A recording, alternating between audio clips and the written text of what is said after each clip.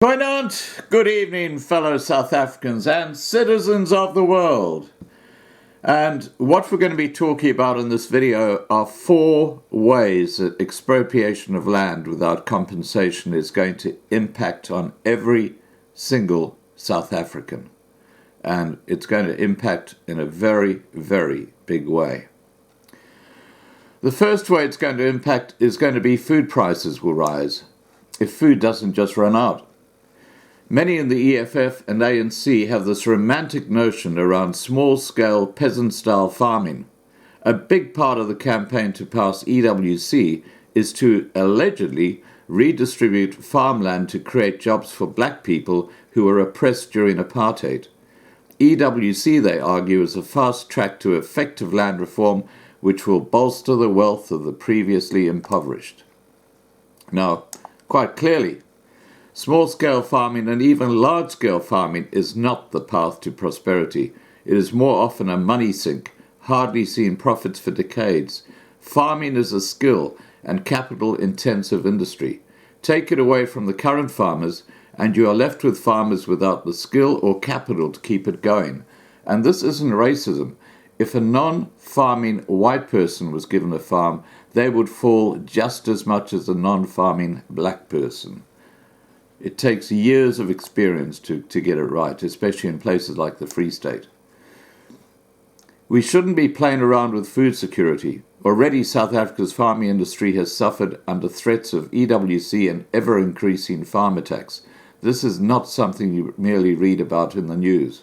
And of course, as we know, a lot of the farmers have faced devastating droughts and of course have been hammered by the banks, a double whammy. So even experienced farmers are battling.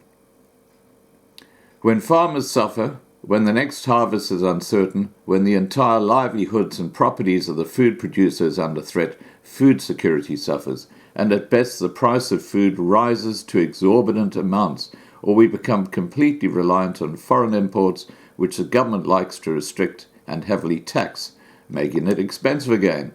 At worst, we starve. Now, when we talk about food security, Venezuela and Zimbabwe are modern-day examples of the failure of socialism in achieving food security. The 20th century is rife with even more examples of how collectivization, land reform and expropriation cause mass starvation. EWC will cause similar symptoms. Succinctly, if you don't want to starve or spend all your money on food, then oppose EWC. And of course it gets even worse because we know the rand is going to implode. So consider that factor on top of rising food prices. And this is why you guys need to prep. And you need to get involved in a prepping group. Number 2, no property will be safe. And we're not just talking about land. We're talking about your bank account. We're talking about your pension fund. We're talking about your car. The proposed expropriation bill doesn't only affect white-owned farms. It allows the state to seize anything. That means urban properties, holiday homes, apartment blocks, and not just landed property. EWC isn't just about land reform. It's about instituting total collectivization over the country. The expropriation bill allows the state to seize intellectual property, stocks, pensions, anything. And there will be no negotiations, no compensation. If you own stuff and you want to keep it, you need to oppose EWC. Your wealth is at risk. If EWC is instated, the economy will crash. The rand will crash. This doesn't only affect the rich stockbrokers and business owners. This affects the poorest beggar, every professional, children in schools, everyone. World wars have started over economic situations less dire than South Africa today. We have untold numbers of people living in poverty without any opportunities. EWC will remove the few opportunities we have left. As trust in property rights deteriorates, investors will leave, capital will flood out of the country, banks will lose billions, and no, the evil banker doesn't suffer. That's your money they're losing, your savings. But it won't be their fault. It'll be yours for not doing everything within your power to stop EWC from happening. A macroeconomic impact assessment of EWC from the Gordon Institute of Business Science states, "It makes no sense to attempt the implementation of land reform policies that have been proven over and over again to exercise a destructive influence on the economy and threaten the livelihoods of the most vulnerable members of society, those that cannot sell their skills in other jurisdictions. And as EWC becomes another money sink, the state will raise more taxes, enforce more regulations, and take more and more of your already dwindling cash. The economy will fail with EWC. This is not up for debate anymore. It is a certainty, and those arguing that it will not harm the economy are the worst kind of liars and useful idiots. When the economy fails, everyone will suffer. Fourthly, your favorite brands will disappear. If the loss of food, your stuff, and your financial well-being aren't convincing enough, then I must appeal to your consumerism.